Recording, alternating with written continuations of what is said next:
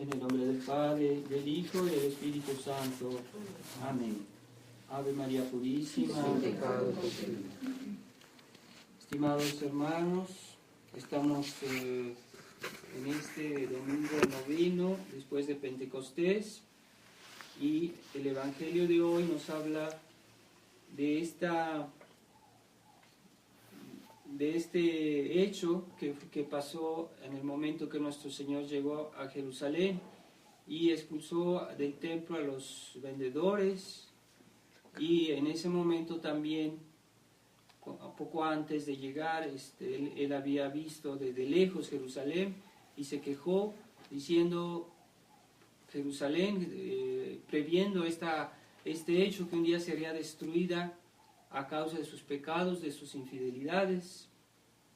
Entonces esta profecía de nuestro Señor se realizó exactamente con el tiempo, y Jerusalén fue destruida, fue desolada por toda la multitud de sus infidelidades, sus pecados, y sobre todo el hecho de haber crucificado a su Redentor, a su Salvador. Entonces nuestro Señor ya preveía todo eso por esos precedentes, ¿verdad? Que Él sabía cuáles eran los precedentes. Las cosas no, los castigos de Dios no vienen así por azar. Hay un precedente, a veces un largo precedente. Puede ser unas infidelidades que tienen muchos años, y entonces al momento dado, Dios, siendo bueno, por eso es justo, entonces hace castigo, envía sus castigos. Entonces, ¿qué podemos decir? Ese hecho está como un ejemplo, como dice la epístola, ¿verdad? Esos hechos del pasado son figura de los futuros. Entonces nosotros debemos tomar la lección de lo que oímos o lo que leemos en el Evangelio para que eso no se repita. Entonces todo eso está ahí para que nosotros entendamos y que nosotros reaccionemos positivamente, y que no nos dejemos envolver en la misma situación. Y por eso estamos aquí, por eso estamos en la tradición, por eso estamos tratando de hacer las cosas bien, porque vemos que el mundo está mal. Y es cierto que este mundo ejerce una presión formidable sobre nosotros, y que es muy difícil no dejarse llevar por lo que nos rodea, y a veces por detalles, a veces por cositas. Entonces el mundo es atractivo, y los cristianos, el hombre como tal, pues tiene esa inclinación a dejarse traer por las cosas vistosas, por el exterior de la vida, por el exterior de las cosas, y no por las cosas que a veces están un poco discretas, pero que son más importantes. Es muy comprensible en la naturaleza humana que reaccione así. ¿Por qué? Porque sabemos que después del pecado original, el hombre está inclinado al mal, y no solo en un aspecto, a varios niveles, en su inteligencia, en su voluntad, en sus pasiones, en sus gustos. Entonces debemos ser conscientes de esta fragilidad de nuestra naturaleza para poder contrarrestar ese estado de las cosas, y no dejarnos llevar por lo que primero nos impresiona, ¿verdad? Y lo que nos parece a primera vista. Entonces, la gracia de Dios es una cosa generalmente discreta, escondida, modesta, que no es vistosa, que a veces hasta no es muy atrayente, pero la naturaleza humana se deja atraer por lo que es vistoso, por lo que es agradable, por lo que nos gusta.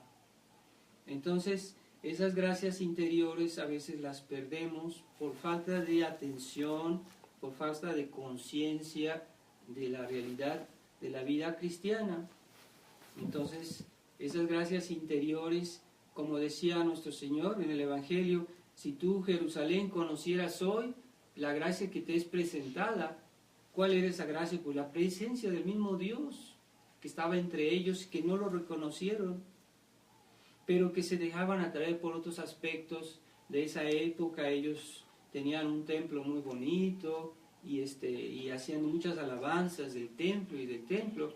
Entonces no vieron la presencia de nuestro Redentor, que vino de una manera modesta, discreta, humilde, y no lo reconocieron. Entonces qué drama, ¿verdad? Esas gracias interiores que son discretas y que el mundo no las estima, porque el mundo quiere cosas vistosas, quiere cosas que son atrayentes, que son agradables. Entonces, cuando se presenta a Dios, que presenta sus gracias, entonces pasan al lado como si no las hubieran visto. ¡Qué pena! Entonces, la naturaleza humana busca lo sensible y es comprensible que el hombre, que está un poco dependiente mucho de sus sentidos, tal vez de su ignorancia, tal vez de sus pasiones, entonces es comprensible, ¿verdad?, que a veces no pensemos en esas realidades espirituales que por su propia naturaleza son invisibles. Entonces, la acción de Dios es como Él. Dios es un ser espiritual, eminentemente espiritual, y que no es visible, que es un ser que respecto a las cosas creadas es mucho más perfecto, mucho más santo, mucho más, pero es tan diferente de las cosas creadas que nosotros lo perdemos de vista, porque sus perfecciones no se pueden comparar a cualquier cosa, a ninguna cosa que veamos en esta tierra. Aunque todas las cosas son una lejana imitación de Dios, no corresponden realmente a lo que Dios es en su misma vida, a lo que es Él. Entonces no podemos representar a Dios como debe ser con las cosas sensibles. Entonces tenemos esa dificultad, ¿verdad?, de comprender la realidad divina de su naturaleza sobrenatural, su naturaleza espiritual de Dios, y por eso tenemos a olvidarlo. Y es muy humano eso, ¿verdad?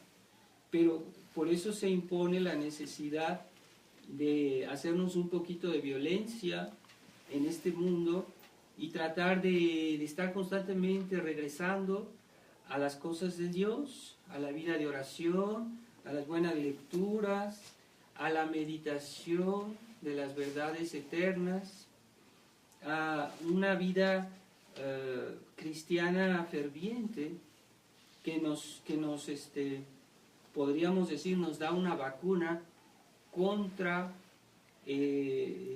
todo eso que nos puede dañar espiritualmente hablando.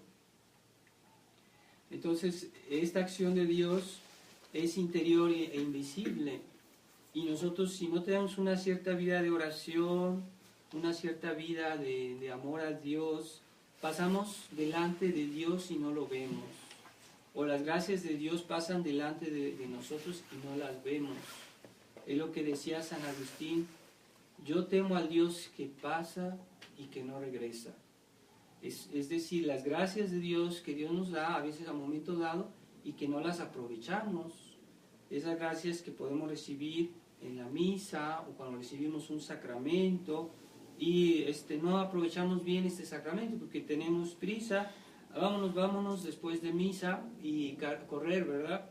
Y no hacen por lo menos una acción de gracias, un momento de recogimiento para sacar todo ese jugo de esas gracias que Dios nos quiere dar en nuestra alma, esa fortaleza interior, esas gracias de amor a Dios, de caridad, de todas las virtudes que cosechamos en ese momentito que hagamos después de haber recibido la hostia. No basta recibir la hostia, está bien, nos dan una gracia automática, se puede decir, pero hay todo el fruto de esa gracia que lo recibimos y tenemos un momento de recogimiento, de acción de gracias. Entonces a veces pasamos y no vemos a nuestro Señor, se puede decir en cierto sentido.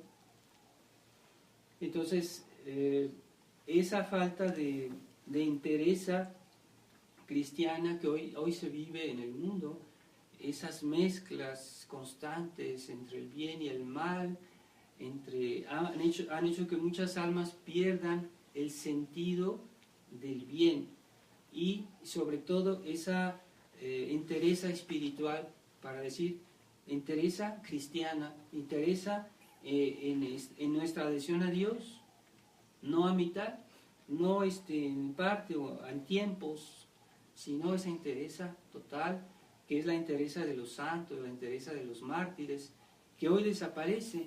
La ausencia de santidad es palpable en este mundo.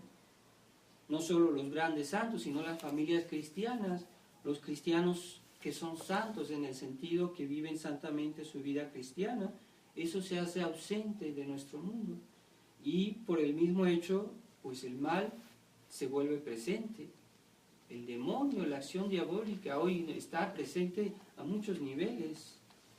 Y nosotros en cierto sentido padecemos eso porque el demonio nos ataca con más fuerza, con más violencia. Y debemos ser conscientes de que la acción diabólica en el mundo es muy potente hoy. Si no estamos prevenidos, vamos a sucumbir. Y vemos que incluso en la tradición, ¿verdad?, como muchos católicos, muchos sacerdotes de la tradición, ya solo se apegan al aspecto exterior de la tradición, que dicen, sí, nosotros somos hijos de Monseñor Lefebvre, pero Monseñor Lefebvre, ¿por qué era Monseñor Lefebvre? ¿Por qué llegó a ser lo que nosotros hoy consideramos a Monseñor Lefebvre? Por la defensa de la fe, la defensa de los principios cristianos, la defensa de la práctica verdadera de la vida cristiana, de la tradición. No es una cuestión de nombre, es decir, yo estoy en la Fraternidad San Pío X, yo soy de los miembros de la sociedad que fundó Monseñor Lefebvre, sí, eso es exterior, pero ¿por qué Monseñor fundó la Fraternidad San Pío X? Para la defensa de la fe, para contrarrestar esa acción diabólica del modernismo que está presente en la Iglesia. Él reaccionó y con mucha fuerza. Entonces, por eso llegó a ser esta obra tan grande, por eso era el centro de su acción, esa convicción profunda sobre las verdades de la fe. Si no, la fraternidad no existiría. Entonces, si uno se apega a Monseñor Lefebvre de una manera humana, como persona, y olvida su combate, entonces vamos a sucumbir también, porque vamos a abandonar eso lo que hace nuestra fuerza, en tanto tradicionalistas, es nuestras convicciones, nuestra entereza en la fe, en la vida cristiana. No estamos jugando, estamos haciendo algo en serio. Y entonces, esa falta de ver lo que realmente es esencial en nuestra fe, que es muy humana, que no solo lo hacen los hombres del mundo, que viven en el mundo, que se dejan llevar por las cosas sensibles, pero también incluso en el mundo de la vida de los católicos puede haber algo parecido, por los mismos motivos, porque el hombre siempre tiene tendencia a pegarse a lo visible, a lo sensible, a lo agradable, y también en la vida cristiana hay un aspecto, sí, sensible, agradable, ¿verdad? Pero no es lo esencial. Y a veces lo que es más importante es más difícil y es más penoso de cultivar, ¿verdad? Esa convicción de los principios de la fe, pues sí es a veces difícil de comprender bien, de practicar como debe ser, y exige, sí, una cierta esfuerzos, ¿verdad? No es fácil, ¿verdad?, tener que a veces estar en desacuerdo con personas, a veces de la familia, a veces del mundo, o de ser mal vistos, pero y esas razones de la fe pues no son tan visibles o tan comprensibles a veces para el mundo, pero no importa, esa es la gran realidad de la vida. Las realidades de Dios son las grandes realidades, aunque no se vean bien, aunque no se comprendan bien.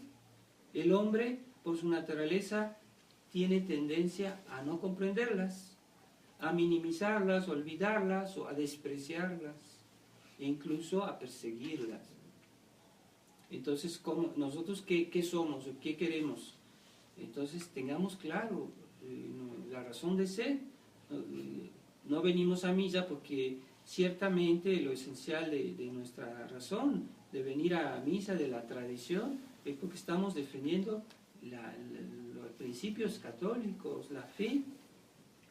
Y ya después, si el padre que dice la misa pues nos cae bien o no nos cae bien, o si la capilla está bonita o no está bonita, bueno, esos son detalles, son cosas secundarias. Lo esencial es que estamos conservando la fe en un mundo que pierde la fe. Estamos tratando de conservar los medios de salvación como debe ser, como la Iglesia los entiende y los practicó siempre, y el mundo que no entiende eso, ya no entiende qué es todo eso. Pero no importa, nosotros sabemos, eso está en el catecismo, eso es lo que practicaron tantas generaciones antes de nosotros. No estamos solos, todos los ángeles del cielo, los santos están con nosotros. Ellos saben porque están en el cielo viendo a Dios y saben la verdad y saben qué es más importante y qué es menos importante. Ellos lo ven en Dios mismo porque están contemplando a Dios. Ellos no pueden sufrir engaño ni pueden minimizar lo que es importante, porque en la contemplación de Dios ven todo y ven las cosas en su proporción y en su orden, porque es la visión de Dios. Nosotros no tenemos esa gracia y tenemos que aferrarnos a nuestra fe, que es oscura, que a veces no está clara para nosotros, pero en sí está clara. Entonces es necesario ese movimiento de esfuerzo particular para contrarrestar esa tendencia de la naturaleza, que es muy humana, se comprende, ¿sí? Todos. Entonces, antes les hablaba de la ascesis cristiana, que hoy nadie considera y que ya no saben ni qué es. Los cristianos no saben qué quiere decir la ascesis cristiana, quiere decir esa manera de vivir o de actuar, ese método para enderezar lo que está torcido de nuestra inteligencia, de nuestra vida, que nos impide caminar, que nos impide acercarnos a Dios, que nos impide mejorarnos, que nos impide corregir nuestra ceguera, nuestra miopía espiritual. Y la ascesis, si nosotros leemos las obras de San Alfonso de Ligorio, las obras de San Ignacio, pues se insiste mucho sobre la ascesis cristiana, sí, porque después del famoso tiempo del Renacimiento y del protestantismo surgió en el mundo una visión diferente de lo que es la vida cristiana. Entonces se necesita una espiritualidad fuerte, ideas claras y un método de vida para poder contrarrestar esa presión que tenemos del mundo sobre nosotros, esa fuerte presión que siempre ha ido en aumento. Y hoy, con los medios que tiene el mundo para presionarnos, que son los medios técnicos, que nunca han estado tan omnipresentes, la prensa, la televisión, todo eso ejerce mucha presión sobre nuestra vida. Entonces es más que necesaria la ascesis cristiana. Mortificación, meditación, oración, examen de conciencia, lectura espiritual, penitencia, esfuerzos. Es así que vamos a enderezar lo que está torcido, resaltar lo que es difícil y lo que no, lo que es espiritual. A veces lo que es difícil y es arduo de hacer, pues tenemos tendencia a olvidarlo, a minimizarlo. Pero no, la ascesis cristiana nos hace recordar lo que hay que hacer, aunque nos cueste. Y es un síntoma de desintegración familiar, que en una familia que no se exige esfuerzos. Por ejemplo, los papás que no exigen esfuerzos a sus hijos, que los quieren tanto que les dan todo lo que quieren, no les piden un esfuerzo de oración o de hacer un esfuerzo de trabajo, de obediencia, de respeto, porque las buenas cosas cuestan. Entonces, la disolución familiar, la disolución de la sociedad es porque ya no hay virtudes. Y cuando no hay virtudes, la sociedad se destruye, se desagrega, porque son las virtudes que son como el cemento que une a los ladrillos de una casa. Entonces, si no hay respeto, si no hay obediencia, si no hay espíritu de sacrificio, de esfuerzo, la sociedad no puede permanecer unida. Pero esas virtudes no se adquieren así teóricamente porque lo oímos en un sermón o porque lo oímos en un libro. Hay que practicarlas. Y esas virtudes se practican y crecen en la medida que hacemos un esfuerzo. Más esfuerzos haremos, más aprovecharemos. Como dice la imitación de Cristo, tú aprovecharás en la medida que tú harás un esfuerzo. Pero hoy la sabiduría del mundo nos dice, no hay que hacer esfuerzos, solo hay que buscar el placer, la comodidad, la diversión, etc. Entonces todo está centrado en esa nueva filosofía de la vida y que destruye finalmente la unidad familiar. Y muchas veces se ve que en esas familias que son muy ricas, que los hijos les dan todo lo que quieren, todos los placeres, es donde hay más división, más problemas, más odios en la misma familia, porque no han aprendido a practicar las virtudes. Y las virtudes por naturaleza son difíciles. Practicar la paciencia, sí, la paciencia, o el trabajo, o la obediencia, todo eso es difícil. Pero si no se exige a los niños, ¿cómo van a ser así? ¿Cómo van a ser santos? ¿Cómo van a ser buenos cristianos si son apáticos, perezosos y por lo mismo egoístas? Entonces, una persona que no es egoísta, pues es una persona que sabe ceder su puesto a los demás, que no quiere siempre tener la razón, que no quiere imponer su punto de vista siempre. Bueno, a veces puede ser necesario imponer un punto de vista si es una cosa importante y necesaria, pero si uno no está seguro, pues uno puede ceder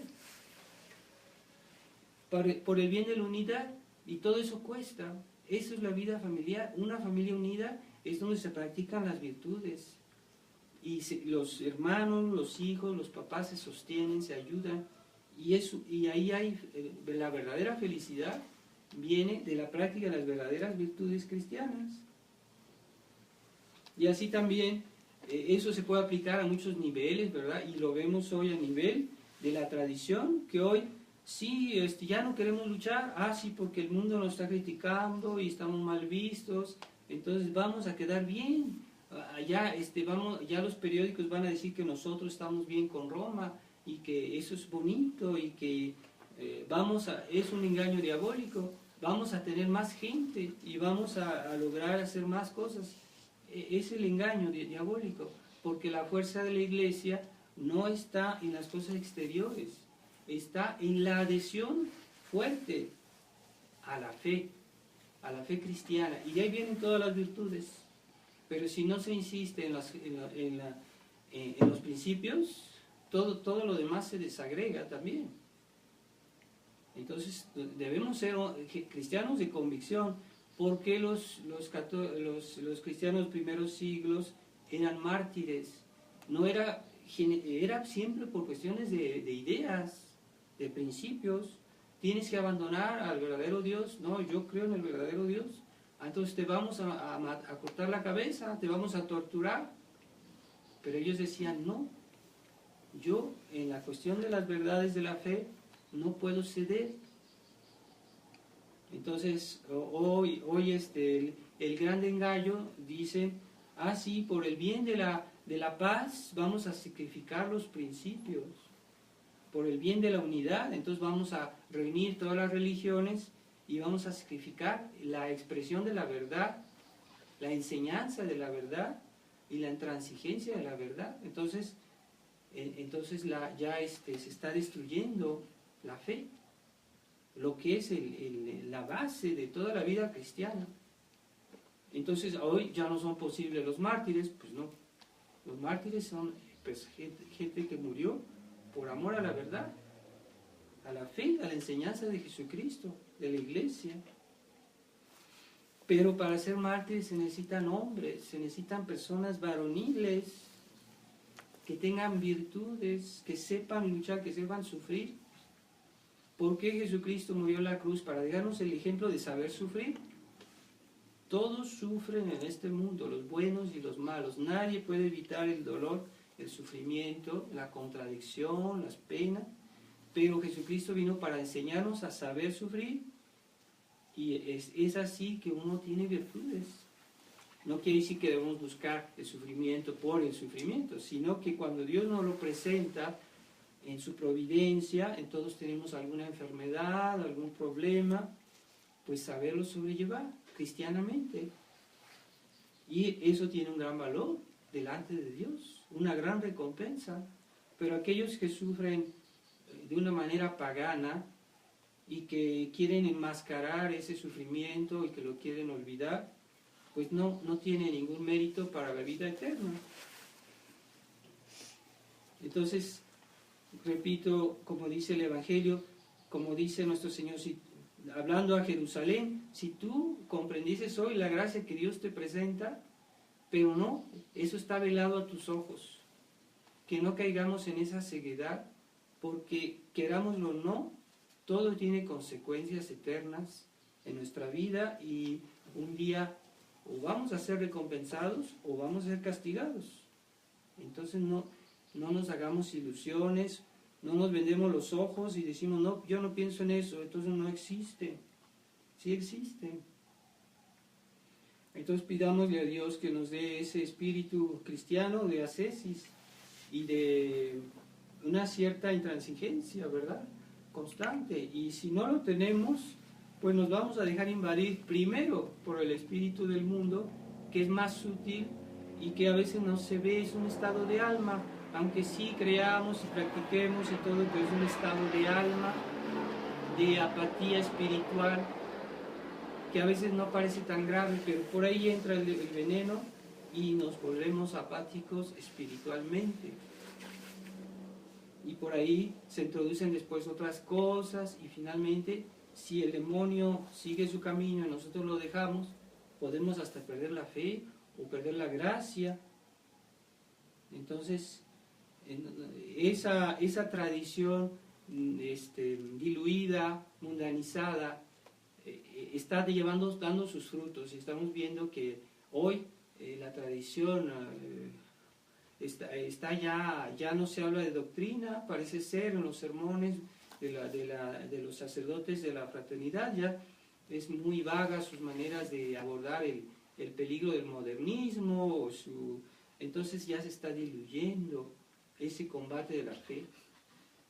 Y entonces nosotros no queremos eso, queremos conservar la fe y debemos pedirle mucho a Dios que nos conserve en la humildad y en la fidelidad a la verdadera enseñanza de la Iglesia, que nadie está exento de caer, ¿eh? Así que debemos pedirle a Dios esa fortaleza y rezar por los sacerdotes de la resistencia para que Dios los mantenga en la buena actitud, y a la Virgen María, a San José, que son nuestros grandes fundamentos, ¿verdad? Porque en el cielo son sobre todo ellos que nos ayudan delante de nuestro Señor por sus méritos, por su intercesión, para que la fe se conserve y progrese. Pero no pensemos que eso es sin esfuerzo y que si nosotros adoptamos el espíritu mundano vamos a progresar y que vamos a la resistencia, la tradición va a dar muchos frutos no habrá eso si no hay un espíritu de ascesis cristiana y de sentido de combate cristiano y de intransigencia, de entereza cristiana en la fe, en los principios y en la práctica. Ave María Purísima. Sí,